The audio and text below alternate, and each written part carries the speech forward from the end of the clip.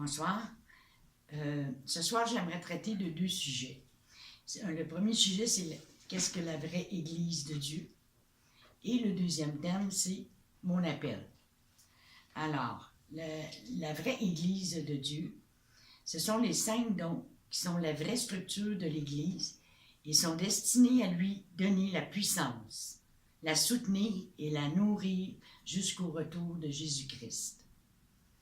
Chaque chrétien, chaque Église et chaque dénomination essaie d'être une loi par eux-mêmes, manquant de reconnaître et de recevoir apôtres, prophètes, évangélistes, pasteurs et docteurs. Choisis par Dieu et que Dieu élève dans ces derniers temps pour fortifier son corps, le guider, l'édifier, l'unifier et le rendre à maturité. Nous devons reconnaître et nous soumettre à cette autorité divine avant que les dons ministériels puissent restaurer l'Église dans une puissance et une autorité complète. Souvent, nous nous retrouvons dans une Église simplement un pasteur qui dirige tout. Et il manque les autres dons. Et c'est ça qui manque dans les Églises en ce moment, dans les jours qu'on vit. Souvent, les apôtres ne sont pas bien reçus, et ni les prophètes, surtout les prophètes, ne sont pas bien reçus dans nos Églises. Alors, c'est là-dessus qu'il faut se concentrer et accepter les prophètes dans les Églises, car c'est eux qui donnent la direction. Les apôtres aussi, ils donnent la vision. Alors, c'est important, les 5 dons. La vraie Église de Jésus sera submergée par la puissance de Dieu pour accomplir les exploits de Dieu. Sa puissance miraculeuse prévaudra dans la dernière heure. Donc, nous sommes dans la dernière heure. Dans toute l'histoire de l'Église, l'armure des enfants de Dieu, pour contraindre les attaques de Satan, sera aussi plus forte. Le réveil d'une vraie sainteté préparera et revêtira les saints. Qui sont les saints? C'est chaque croyant. Chaque croyant, nous sommes les saints. Acte 2, 21 à 47, pour ceux et celles qui prennent des notes. L'Église n'a pas encore commencé à vivre la plénitude que Dieu a pour elle, parce que les saints n'expérimentent pas la puissance des 5 dons dans leur vie. Seul Dieu peut appointer. Les dons ministériels, c'est des dons appointés de Dieu. Ce n'est pas un don qu'on décide d'avoir du jour au lendemain ou qu'on va suivre un cours pour pouvoir l'obtenir. Comme suivre un cours pour devenir pasteur, puis on devient pasteur, je veux dire, si vous êtes appelé, tant mieux. Mais si vous ne l'êtes pas, vous n'êtes peut-être pas à la bonne place. Et puis, l'Église ne peut parvenir à une maturité dans le perfectionnement des saints sans l'onction du Saint-Esprit. Seuls les dirigeants choisis peuvent entrer et subsister dans les dons ministériels. Mais comment on peut savoir qu'on a été choisi? Prenons l'exemple de Paul, par exemple. Quand il est arrivé à Damas, il persécutait les chrétiens à l'époque. Et à un moment donné, il a rencontré Jésus. Il l'a vu. Puis là, le Seigneur lui a dit, « Pourquoi tu me persécutes? » Parce que lui, Paul, il pensait qu'il faisait la bonne affaire. Il pensait qu'il travaillait pour Dieu. Mais non, le Seigneur lui a démontré que non, il ne travaillait pas pour lui. Alors, il l'a vu, il est devenu même aveugle pendant 3 jours. Alors, tellement que le Seigneur l'avait touché. Et là a commencé le ministère de Paul. Autant il était contre les chrétiens, autant que là, il était pour. Et c'est parce qu'il a vu Jésus. Et dans chaque personne appelée, mais c'est parce qu'ils ont rencontré Jésus personnellement. Ils l'ont vu. L'onction a plus de valeur que tout ce que le monde peut donner. Ne sous-estimez jamais la valeur de l'onction. La crise de l'Église, elle peut donner naissance à la puissance. L'Église est maintenant dans une crise spirituelle. Mais nous savons que les crises précèdent la puissance. Prenons exemple sur la mer Rouge. Au moment où la crise était au sommet, Dieu sépara la mer en deux pour ouvrir le chemin à son peuple. Cette crise donna place à la puissance de Dieu. Quand Jésus est mort sur la croix, la puissance de la résurrection de Dieu s'est manifestée.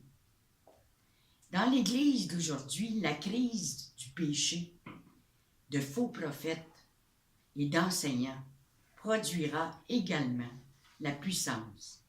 Alors que l'Église commence à expérimenter le processus de purification requis pour lui permettre à nouveau d'opérer dans la puissance de Dieu, avec la pleine manifestation des dons ministériels.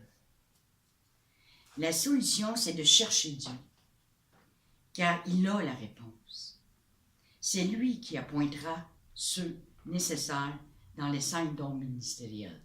Il y en a qui sont déjà appointés de Dieu aujourd'hui, prêts pour le ministère qui s'en vient.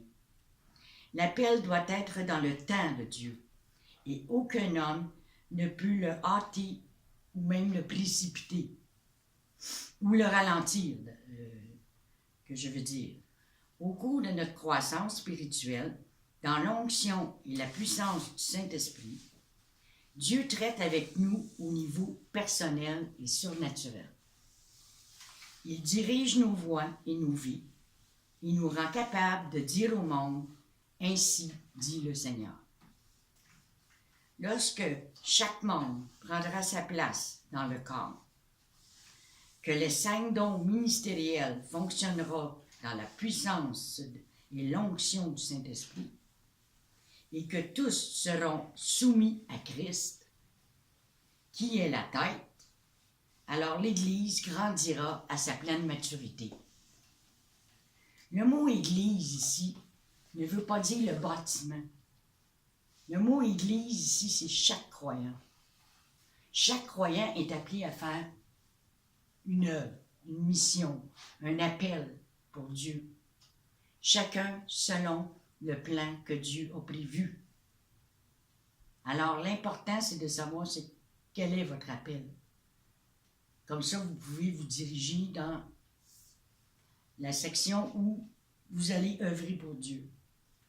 Alors, l'Église, ce n'est pas une bâtisse, ce n'est pas un endroit où nous allons à chaque samedi ou à chaque dimanche, mais bien en nous. Parce que Christ, quand il vient habiter en nous par son esprit, nous devenons son temple. Donc, si nous sommes son temple, nous sommes son Église. Quand il va venir chercher son épouse, qui dit, c'est son Église qui est nous.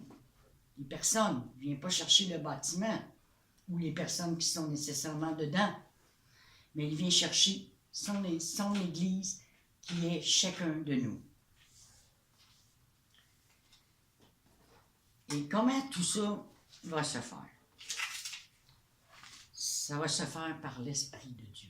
Allons dans Ézéchiel 36, 26.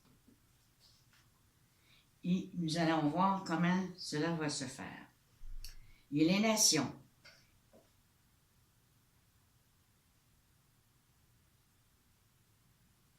Un instant.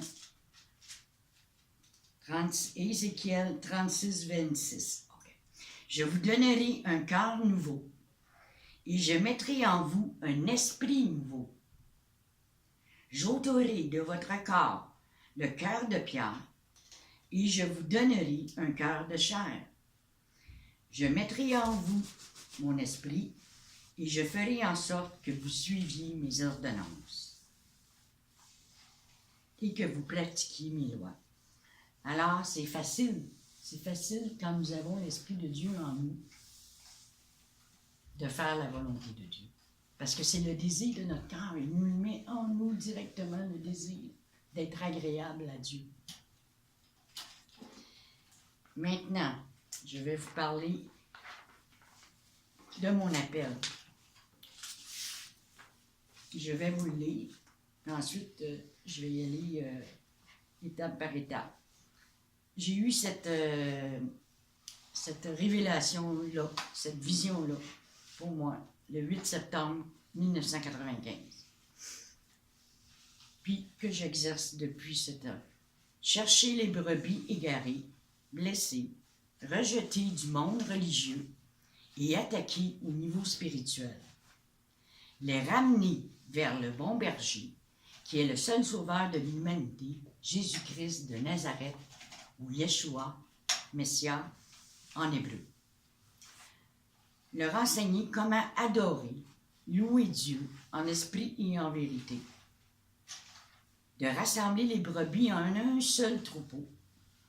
Par la connaissance de l'Esprit de Dieu en eux, il les diriger sur le chemin étroit et les encourager à persévérer contre les vents et marées qui s'abattent dans les moments troubles. Les préparer à la venue de Jésus et comment le chemin qui mène à la maturité en Christ est important dans notre marche terrestre pour nous rendre inébranlables dans notre foi. Combattre le bon combat qui est celui de la foi. Jésus rassemble ses élus et utilise des gens ordinaires pour faire des choses extraordinaires. Mais comment ce rassemblement va se faire? C'est par l'Esprit de Dieu en nous. Il nous révélera les choses cachées. Il nous enseignera toutes choses par le Saint-Esprit. Jésus va délivrer son peuple, un à un, dans chaque cœur, et surtout, n'endurcissez pas votre cœur, car quand il frappera à votre porte, ouvrez la porte de votre cœur au seul Sauveur, le Dieu Tout-Puissant. Je ne suis pas la seule à qui cette révélation a été donnée, celle de connaître le cœur de Jésus. Mais ceux et celles qui vont travailler dans cette vision verront toutes ces choses arriver bientôt. Elle est déjà commencée. Il y en a qui le voient déjà maintenant. Oui, le Seigneur va toucher chaque personne. Il va venir nous chercher là où nous sommes. Il va nous rassembler dans un même cœur, dans un même esprit. Et quel est le verset qui se rattache à ça? Nous avons ici, dans 1 Corinthiens 1. Allons dans 1 Corinthiens 1.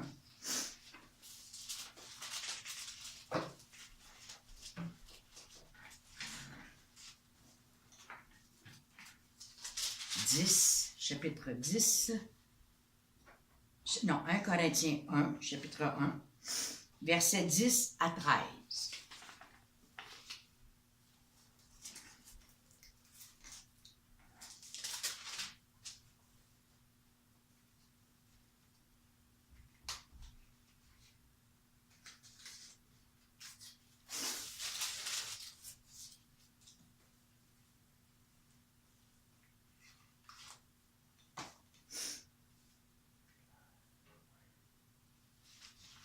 Attendez, je n'ai pas la bonne page.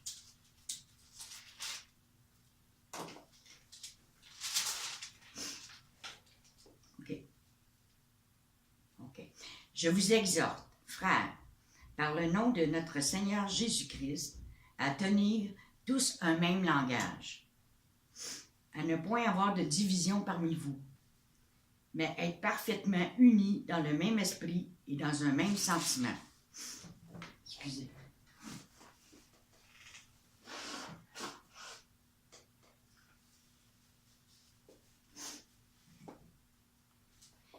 Car mes frères, j'ai appris à votre sujet par les gens de Chloé qu'il y a des disputes au milieu de vous.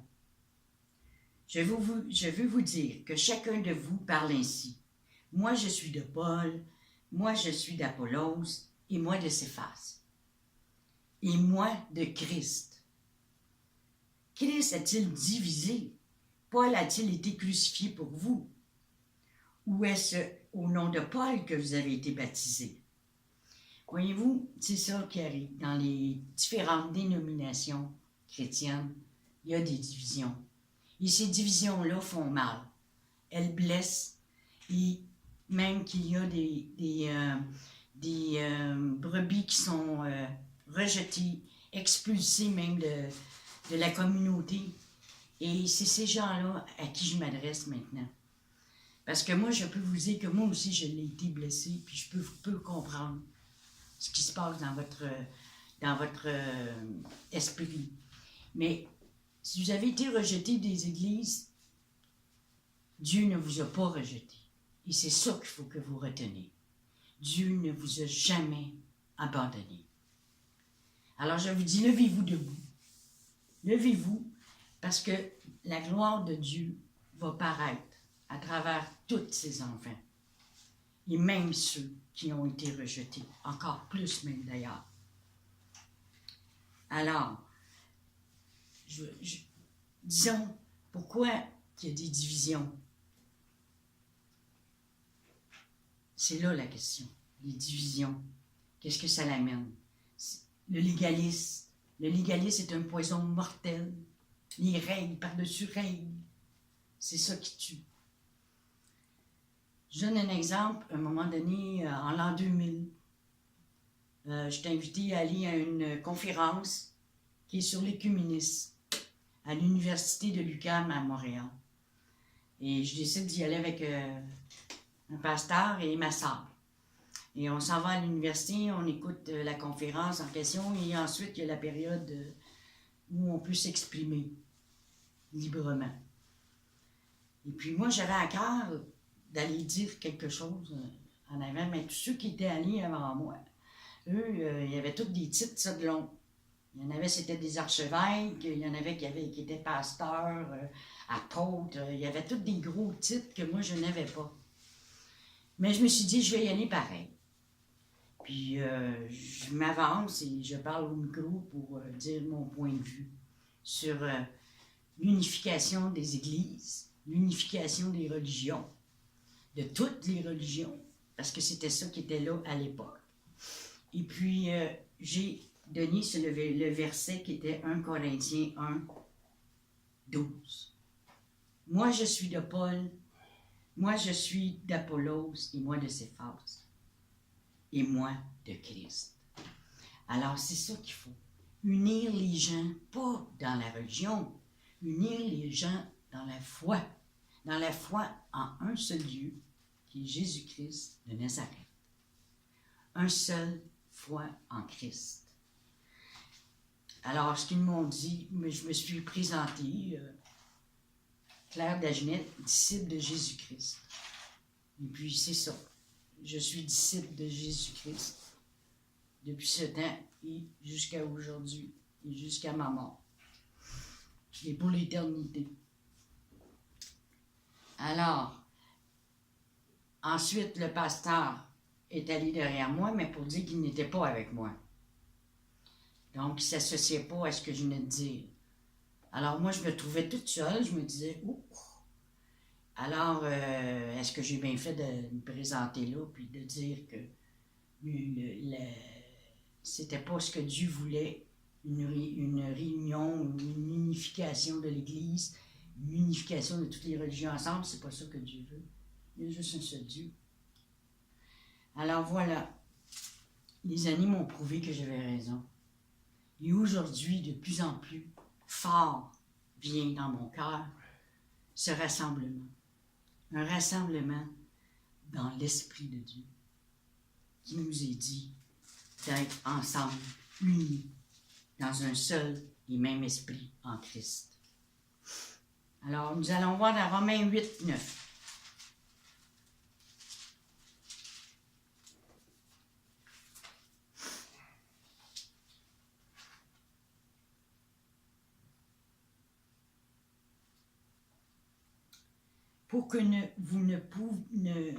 Pour vous ne vivez pas selon la chair, mais selon l'esprit.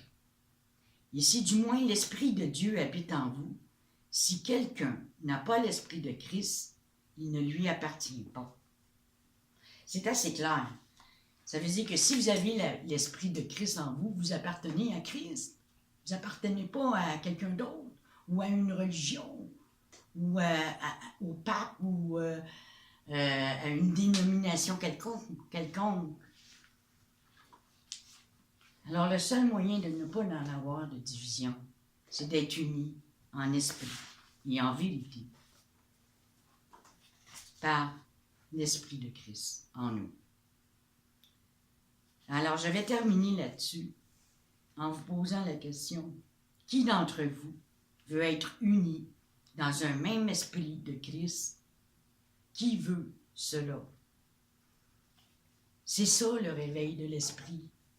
C'est l'Esprit de Christ en nous qui nous réveille, qui nous allume notre conscience de ce fait-là, que dès notre naissance, nous avons été créés un être spirituel. Alors nous devons retourner à la source, retourner ce du pourquoi le Seigneur nous a créés. Alors dans l'ère où nous sommes connectés sur toutes sortes de choses, Internet, le téléphone, le ci, le ça, je vous dis, soyez connectés sur la plus haute fréquence. C'est la fréquence de Jésus. Oui, c'est une autre fréquence, parce que dans la chambre haute, c'est pas pour rien qu'il l'appelait la chambre haute, il y a eu un réveil, il y a eu l'effusion du Saint-Esprit qui s'est répandue. Et c'est sur cette fréquence haute que je vous demande d'être connectés à partir de maintenant. Amen.